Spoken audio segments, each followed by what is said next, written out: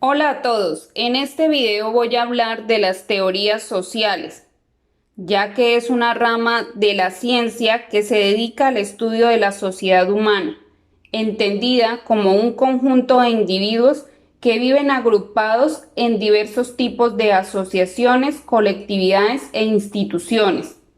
Esta ciencia estudia el desarrollo de la estructura y la función de la sociedad. Aquí vamos a trabajar tres autores de referencia. El primero es Santiago Castro Gómez, que es colombiano, doctor en filosofía, profesor e investigador, y perteneció al grupo de modernidad y colonialidad. Su obra de referencia aquí es La poscolonialidad explicada a los niños, publicado en el 2005. En segunda instancia hablo de Jesús Martín Barbero. Él es colombo-español, doctor en filosofía, se ha caracterizado por ser un científico social, investigador, profesor y escritor. Su obra más reconocida es El de los medios a las mediaciones, publicado en 1987. Y por último, voy a hablar del trabajo de Néstor García Canclini. Él es argentino, doctor en filosofía, es antropólogo y sociólogo y se ha desempeñado como profesor e investigador. Su obra es Consumidores y Ciudadanos, publicada en 1995. Inicialmente voy a definir el concepto de poscolonialidad, ya que es un conjunto de teorías que lidian con el legado de la colonización española y portuguesa desde el siglo XVI hasta el siglo XIX, o la británica y francesa durante el siglo XIX. En el libro de Castro Gómez hace referencia a que Karl Marx y Engels indican que la primera clase revolucionaria de la historia fue la burguesía y hubo transformación de las relaciones sociales. El ascenso de la burguesía permitió el surgimiento del mercado mundial y el desarrollo de la gran industria. Al tener nuevos mercados, surgen nuevas necesidades, permitiendo un desarrollo de la ciencia y la innovación tecnológica. Para Marx y las sociedades europeas, la sociedad colonial era considerada sociedades no capitalistas, pero para Marx no se ocupó de estudiar el capitalismo en América Latina porque se trataba de latifundistas que ejercían su poder despótico sobre las masas carentes de organización. Castro Gómez analiza la obra Orientalismo de Said, que expone aspectos no considerados por Marx. Said mostró en la obra la consolidación del dominio imperial de Europa, en el que se necesitaron dos elementos: el conocimiento y la subjetividad. Y Castro Gómez lo denominó el punto ciego de Marx. Según lo anterior, Oriente y Occidente son considerados más que lugares geográficos, son formas de vida y de pensamiento. El autor expone un malestar entre los teóricos marxistas contemporáneos. Sostiene que los teóricos marxistas socavaron la fe básica en la racionalidad del mundo. El abandono de las perspectivas marxistas de la economía permitió el desplazamiento del interés hacia lo superestructural de la producción del discurso. Hacen pensar que pareciera que no existiera ninguna diferencia entre realidad y representación narrativa. Para los críticos, acusan a los postcoloniales de haber depredado los logros metodológicos de las disciplinas tradicionales. Los aportes de los teóricos latinoamericanos englobados en el programa Modernidad y Colonial, en el que está Dussel, que su propuesta es la deconstrucción del mito de modernidad, ya que la modernidad lo ubica como un fenómeno no regional. Para Mignolo y su análisis de la primera y segunda modernidad, explica el blanqueamiento y la pureza étnica necesarios para entender la formación del sistema mundo moderno colonial. Quijano, por su parte, presenta una propuesta de colonial de poder por medio de la evangelización y el trabajo corporal. Y Castro Gómez, su Ibris del punto cero, que es la producción de conocimiento en pretensiones de objetividad y cientificidad. Se asume un único punto de vista y una visión del mundo, reconocida como válida, universal, legítima y avalada por el Estado. En la obra de Martín Barbero vamos a definir la palabra pueblo desde diversos enfoques. El primero son el de los ilustrados. Ven al pueblo como un productor de riqueza. Por eso la burguesía se aprovecha de su valor para obtener su poder. Según Rousseau, afirma que el poder tiene dos diferencias, que son los cultos y lo popular, donde lo popular es inculto. Se generan también dos concepciones de soberanía. Una soberanía real que hace parte de la burguesía y la otra soberanía pública que surge de la opinión del pueblo.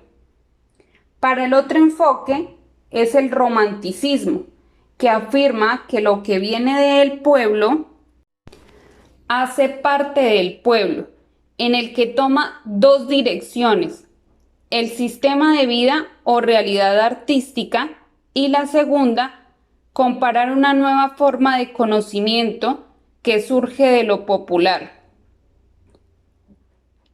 Y por último, se basa en las clases sociales que van a hacer un proceso de definición de sociedad, como lo son los anarquistas, que ellos mantienen el concepto de pueblo, pero para los marxistas cambia el concepto de pueblo por proletariado. Y en las visiones de lo popular aparecen dos: lo no representado, que es todo lo aceptado por la sociedad, en el que están la familia, la cultura, la mujer y la jubilación. La otra visión es lo reprimido, que es lo condenado por la sociedad, como son las cárceles, el homosexualismo y la prostitución. Luego viene el autor con el concepto de sociedad de masas, en el que presenta diversos abordajes. El primero, el descubrimiento político de la multitud. Para Alexis Tocqueville, dice que las masas empiezan a ser parte de la relación de poder. Eso quiere decir que la voluntad es de la mayoría. Para Engels, afirma que las masas contribuyen a que exista conciencia colectiva. Y en la segunda categoría es la psicología de las muchedumbres, donde está representada por Gustave Le Bon y Sigmund Freud, que afirman que las masas tienden a agitarse y a romper las reglas, ya que el individuo adquiere un alma colectiva y la burguesía trata de controlar esas masas. En tercer lugar, tenemos la metafísica del hombre más, que para José Ortega afirma que nace como una forma de hacer o crear distinción entre clases, por lo cual es el resultado de lo impopular. Y por último, está la antiteoría, en la que los teóricos europeos ven a la masa representada en la degradación de la cultura. Y para los teóricos americanos ven la masa como la posibilidad de una nueva democracia. A través de los movimientos sociales anteriormente mencionados, retomamos la obra de García Canclini, que empieza a hablarnos de los procesos antes de la globalización, ya que los ciudadanos adquirían los productos propios de la región, teniendo lo necesario para vivir. En las zonas rurales se trabajaba y las prácticas culturales eran transmitidas de padres a hijos. Sin embargo, con los procesos de la internacionalización, de la globalización, donde hubo apertura de las fronteras geográficas, se incluyeron los paradigmas de modernidad, el estatus, el confort, la calidad de vida, y a partir de allí los consumidores no adquieren lo que necesitan, sino son guiados por los deseos, las expectativas, la moda o las tendencias. Y cuando los productos extranjeros eran un privilegio a la hora de ser asequibles en las sociedades.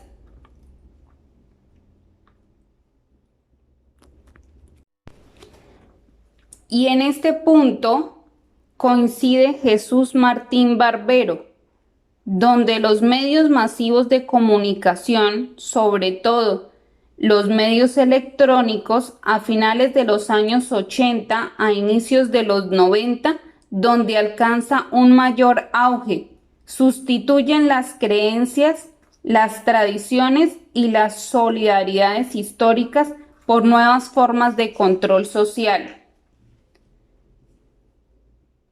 Incluyen marcas extranjeras y olvidamos lo propio.